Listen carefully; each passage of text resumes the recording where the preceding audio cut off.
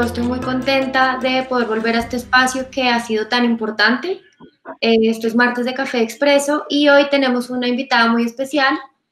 Se llama María Margarita Maldonado de Michael Page. Así que, María Margarita, mucho gusto, ¿cómo estás? Hola María Camila, gusto en acompañarlos en este espacio. Bueno, antes de empezar, digamos, con el tema que nos trae hoy acá, que es el liderazgo en la nueva normalidad, quisiera que nos contaras un poquitico sobre ti. Bueno, yo actualmente soy manager de una de las líneas de Page Group que se llama Page Assessment. Nosotros dentro de mi unidad nos dedicamos a desarrollar todo lo que tiene que ver con gestión del talento para nuestras compañías clientes. Wow. Además, pues de reclutamiento especializado, que es nuestra línea más fuerte. Yo soy psicóloga, soy especialista en gestión humana y desarrollo organizacional, soy coach también. De hecho, pues he trabajado varias líneas de coaching que me encanta. Y pues el tema de liderazgo sin duda pues es uno de los que probablemente más me apasione dentro de lo que trabajamos hoy día. Bueno, entonces hablando de esto, quisiera que me contaras, pues que nos contaras un poquito sobre cómo es el liderazgo que estamos viviendo como en este momento puntual. Sí. Bueno, digamos que nosotros veníamos como trabajando en el desarrollo de los líderes, veníamos de unos modelos diferentes, digamos que los modelos que se venían trabajando anteriormente, también pues hemos venido poco a poco evolucionando, pero hoy día creo que todo lo que ha venido sucediendo nos ha llevado a que tengamos que acelerar mucho las cosas que veníamos trabajando. Entonces, antes trabajamos un liderazgo muy enfocado como a velar porque las personas cumplieran adecuadamente los procesos y los procedimientos y los estándares. Al líder se le pedía mucha guía frente a cómo era el deber ser y cuáles eran las mejores prácticas y cuáles eran las acciones de mejora continua dentro del marco como de los procesos. Lo que pasa es que cuando ya nosotros empezamos a ver que empiezan a haber cambios dramáticos, digamos que los cambios dramáticos que empezamos a ver tenían mucho que ver con la tecnología, digo tenían, sigue siendo así, pero tenían es porque ahora tenemos otras variables más complejas. Claro. Entonces ahí nos dimos cuenta que de pronto ese tipo de liderazgo, cuando ocurren cosas impredecibles, pues no nos funcionaba muy bien, porque si ya el tema se nos salía del estándar, pues era difícil atender a esto. El mundo digital también nos da mucha más agilidad y el dinamismo del mercado empieza a ser cada vez mucho más rápido. Entonces digamos que ahí ya se empiezan a desplegar otros estilos de liderazgo, donde ya empezamos a ver un foco diferente a un fortalecimiento de habilidades más técnicas y ya pasamos a empezar a desarrollar en los líderes habilidades más blandas y más relacionadas con el contacto con el otro. Sin embargo, veníamos ya trabajando en un marco donde decíamos los líderes tienen que poder actuar en ambientes impredecibles, cambiantes. Cuando empezamos a ver todo el fenómeno, por ejemplo, de los millennials, esto fue uno de los temas que nos puso a pensar en cómo debía ser ese rol de liderazgo y que no podía ser igual al tradicional. Entonces ahí ya hablábamos de liderazgo en entornos multigeneracionales y multiculturales también, con la globalidad. Sin embargo, cuando llega el COVID, pues nos acelera todo ese proceso. ¿Por qué? Porque ya nos pone en un ambiente absolutamente ambiguo. O sea, realmente no es que lo veamos venir como veníamos trabajando hasta hace 3, 4 meses atrás, sino que ya llegamos a esto, ¿cierto? Entonces el futuro ya llegó. Así que esto nos volcó pues a ponerle el acelerador a fondo a muchas de las decisiones y a los temas que veníamos trabajando más lentamente. Entonces, ¿cómo es el liderazgo de hoy? Es el liderazgo que se tiene que quedar. Nosotros creemos que fue COVID, pero veníamos de atrás, como te digo, todo el boom digital, veníamos pasando también por unos temas de activismo social que tuvo un impacto, por ejemplo, Chile es un país que esto lo impactó fuerte, a nosotros también nos impactó de alguna manera, y luego llega el COVID, pues que nos pone en una situación bastante extrema de un momento a otro, fue un cambio bastante rápido, así que pues ya llegamos al mundo de la ambigüedad, de la agilidad y de lo impredecible, donde no sabíamos qué iba a pasar en los negocios, donde no sabemos nuestros consumidores cómo van a reaccionar, cuáles van a ser las tendencias del mercado ahora.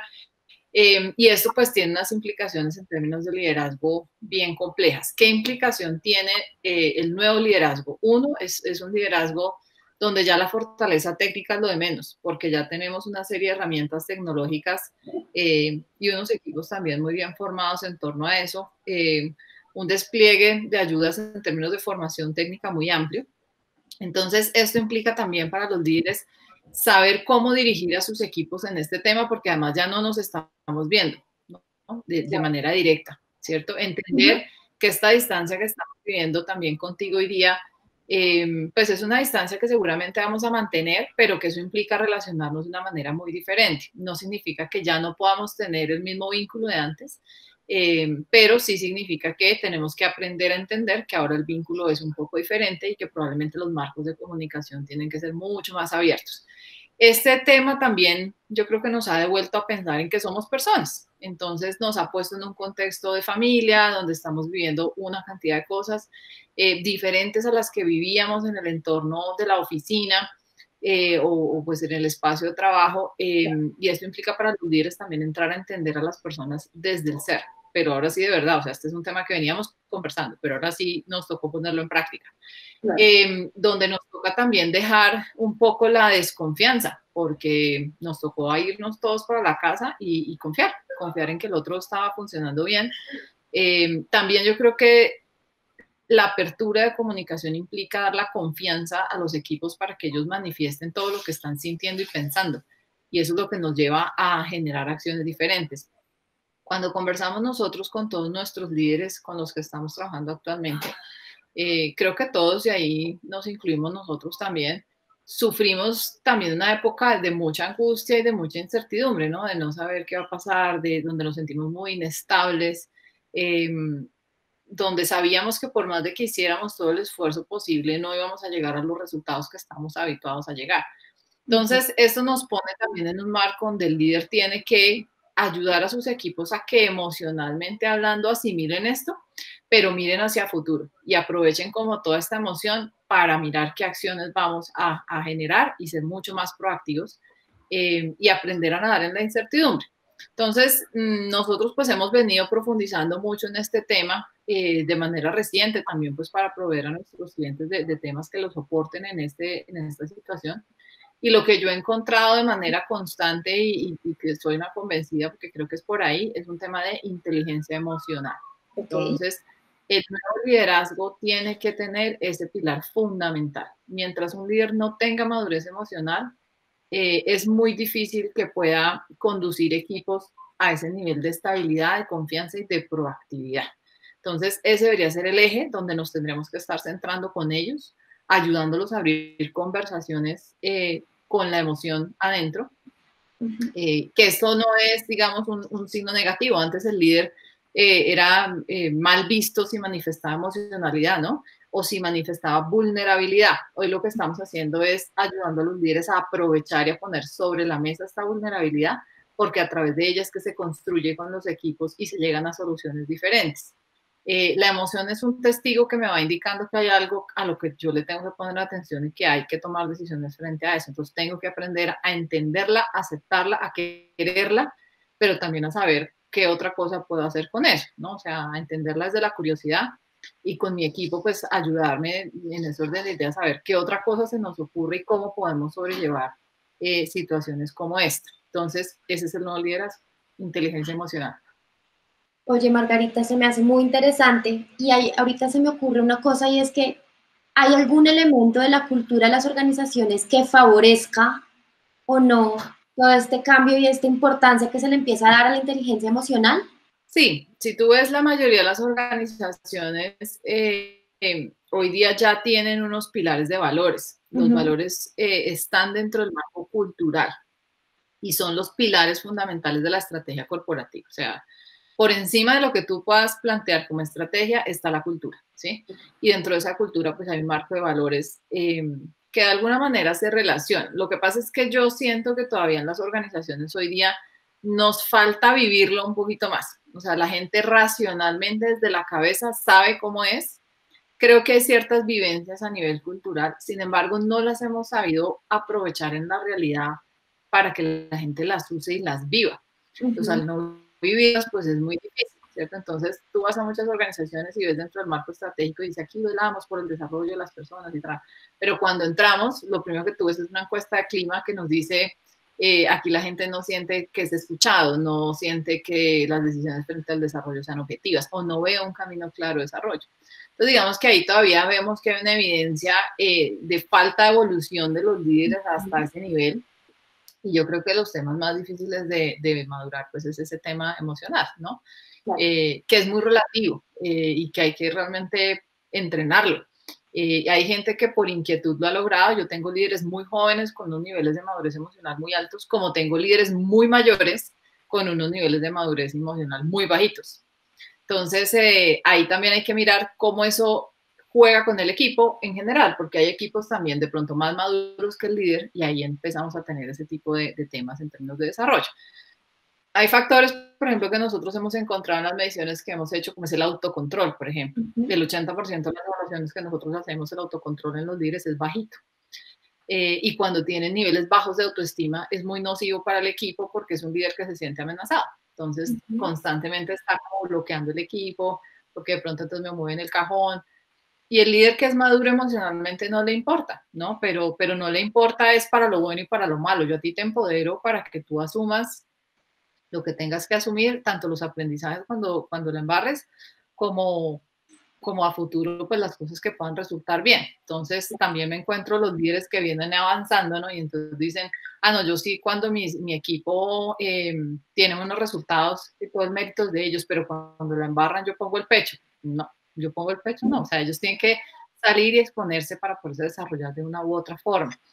Entonces, mira lo importante que son esos pilares y la congruencia que tienen que tener con los valores. ¿Sí? Entonces, todavía nos falta permear un poco más eso y todavía nos falta enganchar un poquito más ese tema de valores con los programas que tenemos en términos de desarrollo de los líderes para que realmente esos sean temas que se vivan y que sean parte fundamental del desarrollo organizacional.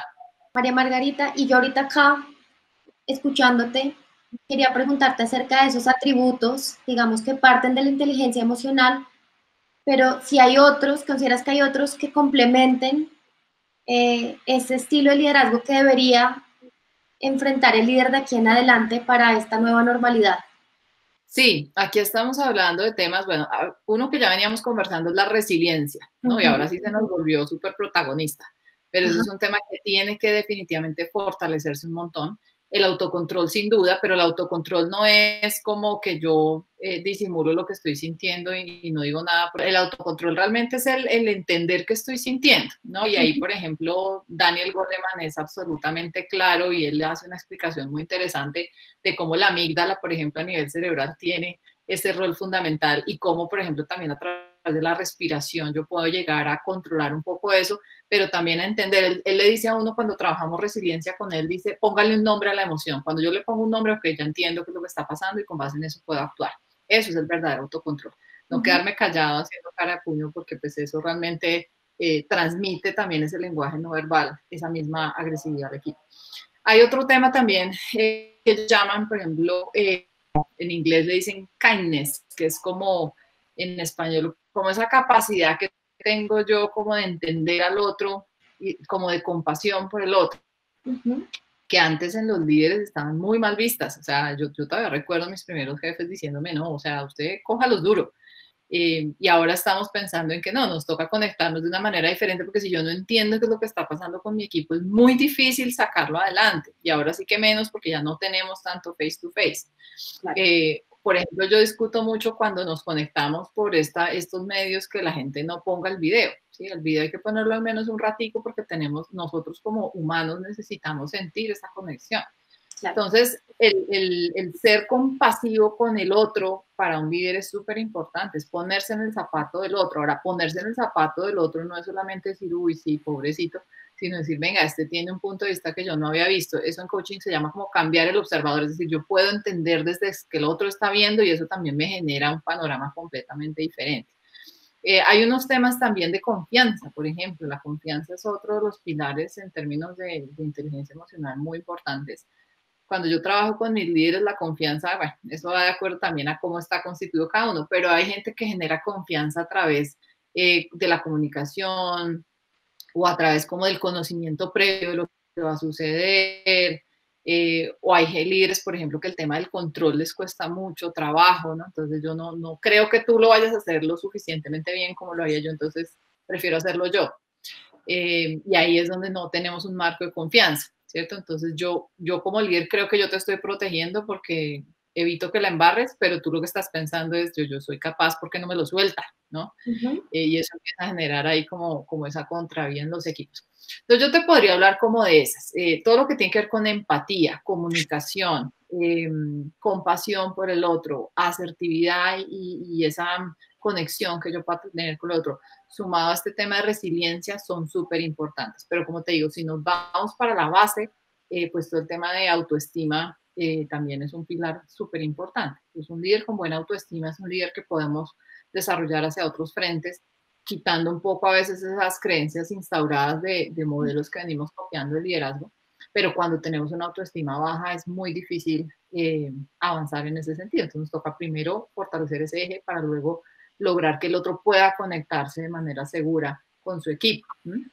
Entonces, fíjate que han cambiado mucho los parámetros, ¿no? De cómo antes era un líder organizado, estratégico, de planeación. Hoy día, pues la planeación la tenemos que tener, pero no puede ser muy rigurosa porque no sabemos qué va a pasar.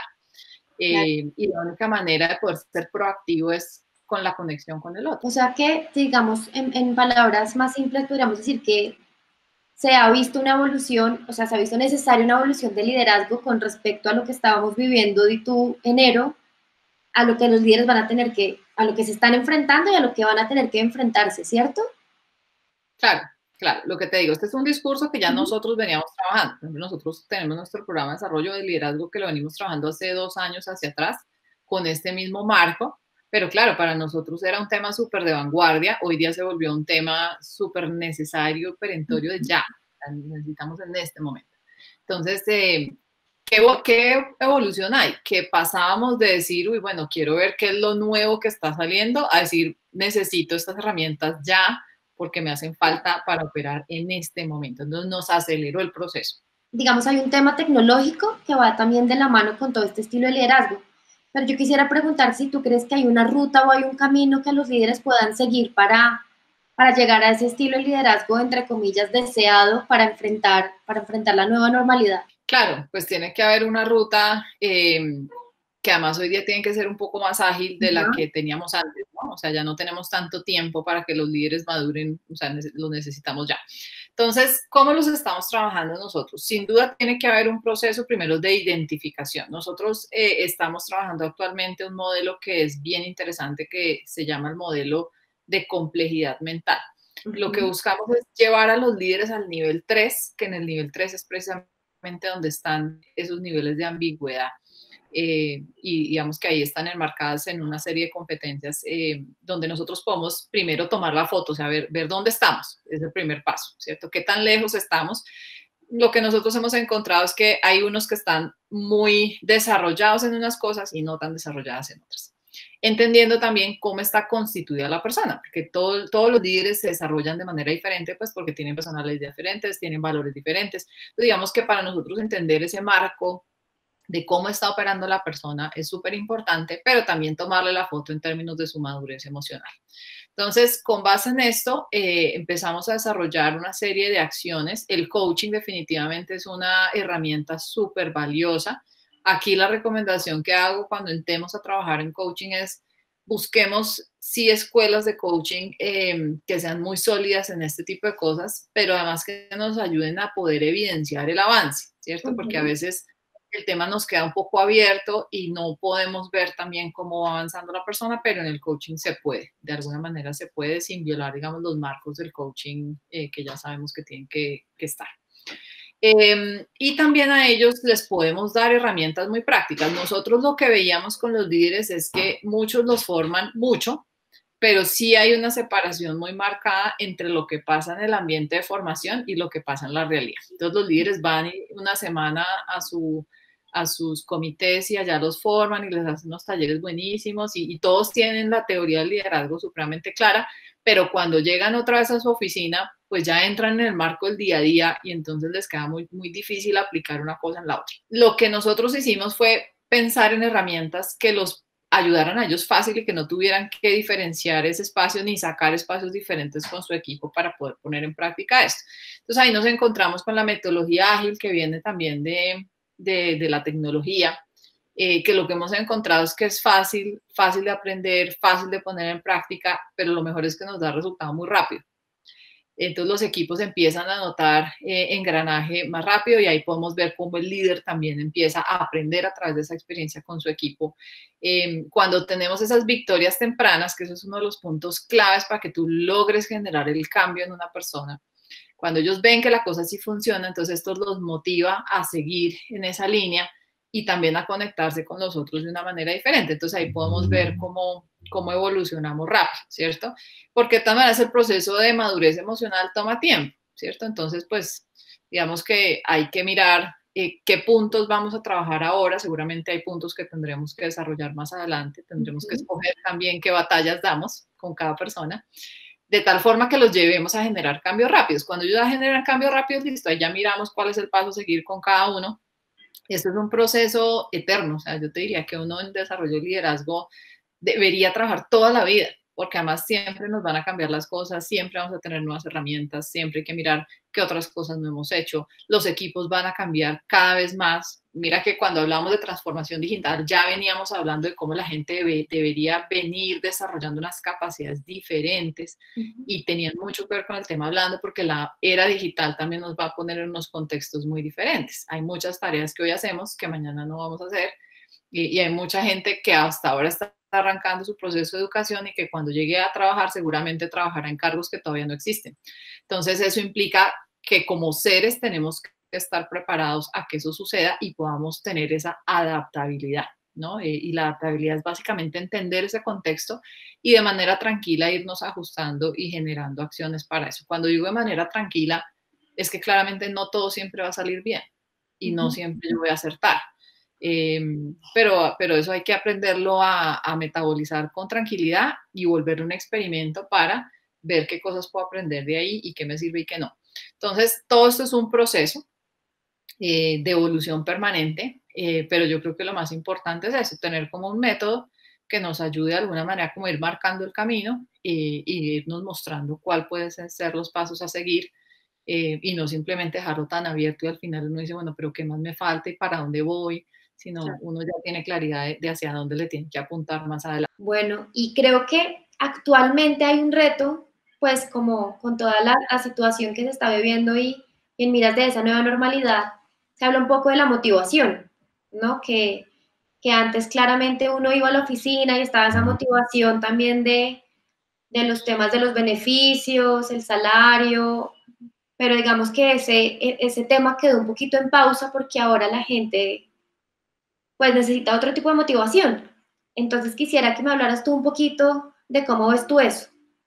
Eso también cambió mucho y lo que tú dices es muy válido. Entonces, antes para mantener conectada a la gente, entonces hablábamos de qué hacíamos desde las organizaciones para esto, ¿no? Yo tengo casos con los clientes muy simpáticos, como por ejemplo, tuve alguna vez un cliente que hacía unas inversiones muy altas en temas de bienestar con su gente y les montaba, por ejemplo, unos torneos de fútbol con unos premios espectaculares, pero resulta que el grueso de la gente, o sea, te estoy diciendo el 80% de la gente que trabajaba en esa compañía, eran mujeres, madres solteras, cabezas de familia. Que pues a ellas lejos de interesarles era un torneo, para ellas su prioridad era irse rápido a su casa a ver a sus niños. Entonces ellos no entendían por qué la gente no accedía a todos los beneficios que ellos tenían y pues realmente lo que llegamos a encontrar es que había muchos beneficios que no hacían match con el tipo de población que tenían. Entonces ahí vinimos evolucionando como a decir, venga, es que tenemos diferentes poblaciones, probablemente no a todo el mundo le interese lo mismo, entonces cambiemos. Sin embargo, lo que tú dices es cierto, cuando nos mandan a todos para la casa, volvimos a lo básico, o sea, muchas de las cosas que antes, no, viajes, pues no podemos viajar, estudiar, bueno, pues de pronto no es el momento porque, no sé, online no me interesa. En fin, entonces hay muchas cosas de esas que ya no nos funcionan y volvimos muy a lo básico.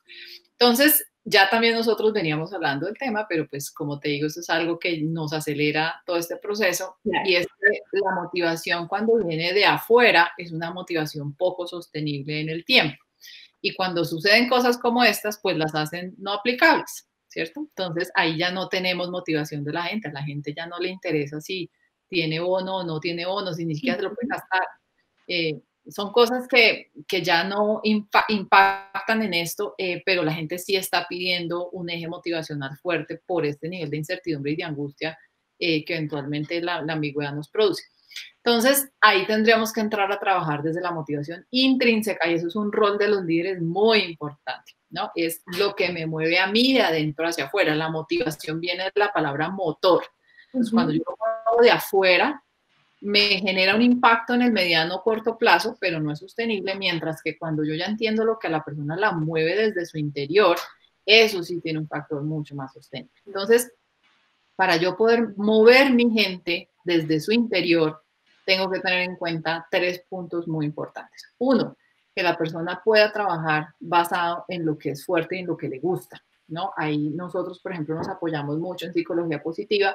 Psicología positiva habla del punto de flow, donde me fluye. A mí me fluye y cuando yo siento que me fluye es porque lo puedo hacer fácil, rápido, porque no me importa si tengo que madrugar, lo hago feliz, lo hago más, podría pasar horas y yo no me canso nunca de hacerlo. Entonces, cuando yo encuentro lo que realmente le fluye a la persona, pues esta persona va a estar súper conectada conmigo, ¿no?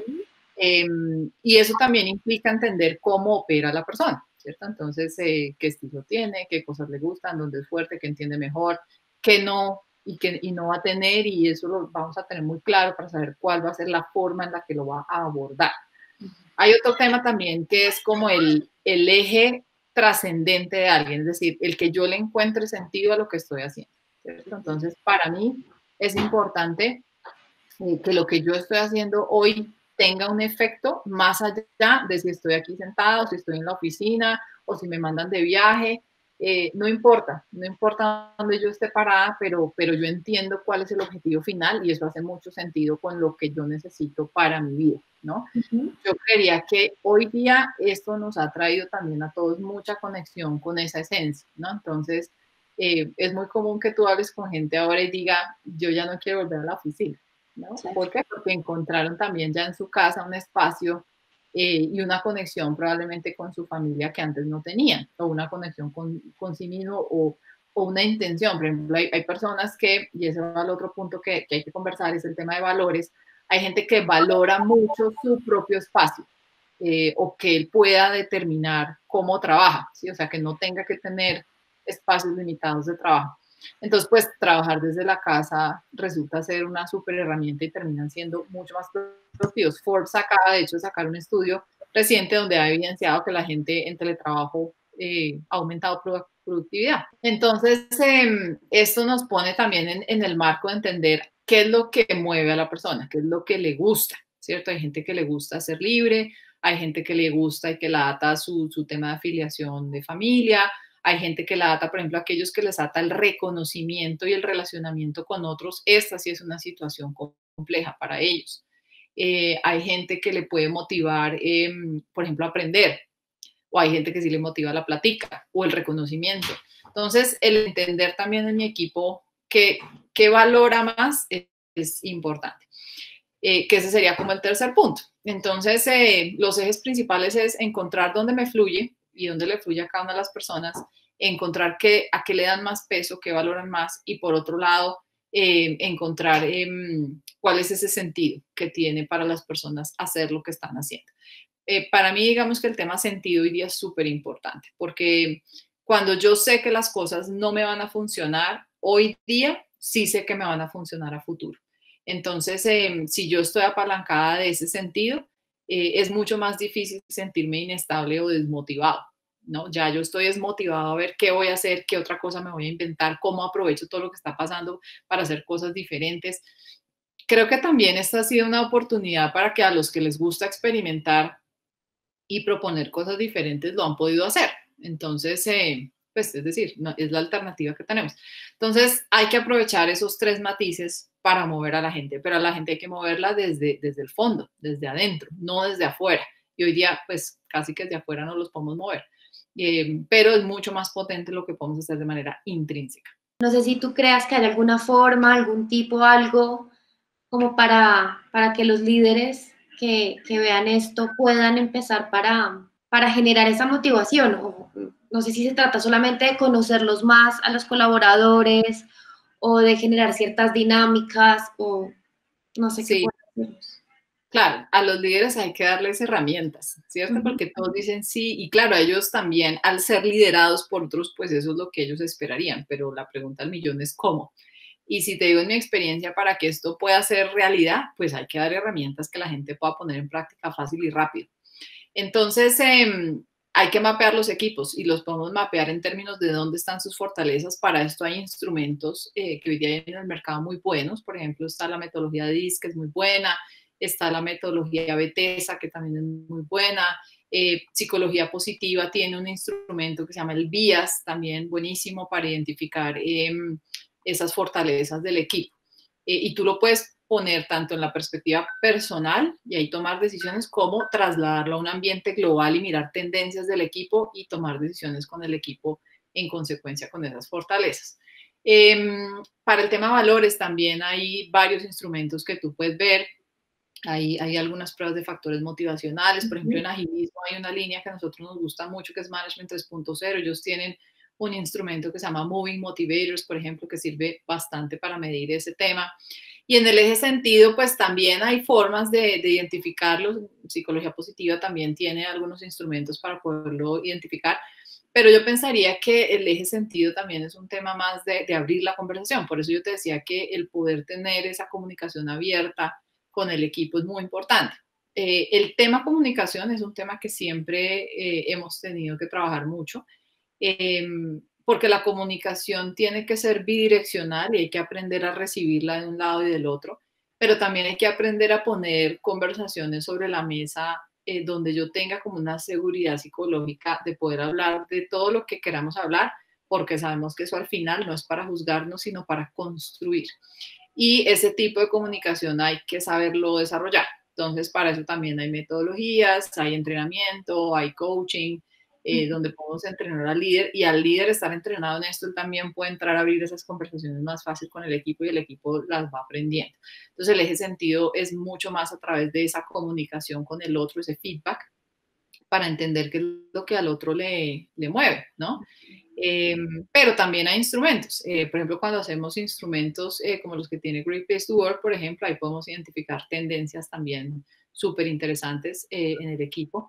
Y lo podemos extender a temas tanto de clima como a temas de cultura, y ahí vamos a encontrar factores súper importantes de realmente qué es lo que le importa a la gente, ¿no? Y deben ser también instrumentos de medición que se salgan de lo tradicional. Ahora, en una encuesta de clima no podemos preguntar si el puesto de trabajo es adecuado, pues es que eso ya no depende de la empresa, y si dependiera de la compañía tendríamos que entrar a abrir otras conversaciones. Si yo me voy a quedar en mi casa, bueno, ¿cómo vamos a trabajar de manera conjunta para que yo esté cómodo y pueda dar el resultado que esperemos? Entonces, todas estas conversaciones pues definitivamente tienen que empezar a cambiar. Y la manera, los factores que vamos a evaluar, pues seguramente tendrán que ser diferentes. Pero estos son instrumentos de medición muy valiosos que nos muestran las tendencias de hacia dónde le está apuntando la gente y qué es lo que está valorando más. Pero si ya lo queremos poner más en ambiente micro, pues claramente un marco de comunicación es un marco muy importante para yo poder entender realmente qué es lo que quiere la gente y hacia dónde le apunta y qué le hace sentido, ¿sí? Si yo tengo a alguien en mi equipo que le hace sentido estar conmigo porque quiere aprender, pues yo no lo voy a presionar a través de horarios o otro tipo de cosas que al personaje de pronto no le van a interesar, ¿no? Si él quiere estar conmigo porque es que a futuro él quiere ser el mejor consultor, es muy diferente que él quiera aprender las mejores prácticas para irse a trabajar en gestión humana, por ejemplo, ¿sí? Entonces, todos esos temas son súper importantes de entender dentro del equipo para saber, pues, también cómo muevo yo a la gente, cómo le pongo esa zanahoria de acuerdo a lo que cada uno le gusta, ¿no? Entonces, como te digo, hay varios instrumentos que me permiten mapear y que me permiten identificar, más una comunicación muy abierta que nos permite identificar esos temas.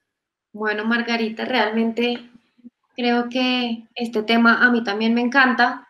Podría quedarme aquí contigo un buen rato, pero creo que por hoy ya es todo. Esperamos tenerte en otra ocasión con nosotros, hablando de estos temas que seguramente son de interés para todo el mundo. Claro que sí, María Camila. No, pues yo encantada, a mí también me encantan estos temas, así que yo feliz de seguir compartiendo cafecitos con ustedes, conversando estos temas. Así que bueno, yo siempre dispuesta a tomarme este cafecito con ustedes, y mil gracias por apoyarnos a nosotros y invitarnos a estos espacios para compartir. No, antes muchas gracias por venir, por sacar el tiempo. Sabemos que además estas dinámicas así virtuales tienden a ser un poco difíciles, son muchos factores los que empiezan a meterse en esto, así que bueno, Me alegra mucho haberte tenido acá, espero verte pronto y ya, pues hasta una próxima ocasión. Muchas gracias. Claro que sí, María Camila. Un abrazo grande. Lo mismo.